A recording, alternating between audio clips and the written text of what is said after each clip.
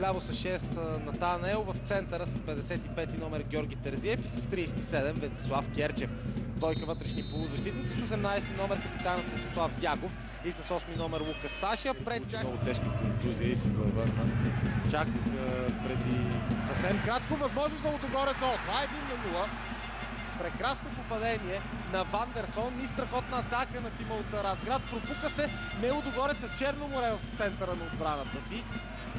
Великолепно обаче бе и комбинацията. След това и Георги Китанов. И ето как Черно море отново загуби топката. Тук няма засада. Шанс за Кешеру. И това не е 2-0 за Лудогорец. Невероятен пропуск на Клаудио Кешеру, който пропиля фигури в средата на терена. Стеньо и Марко Оксаут заради санкции. Шанс за изравнително попадение и той е факт след ужасяващата грешка на Витиня. Нямаше какво да направи Владислав Стоянов тук, а Витиня сбърка, прати топката право на крака на Георги Илиев.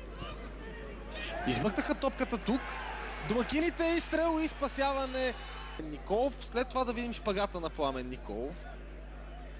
Не игра със сигурност с топка.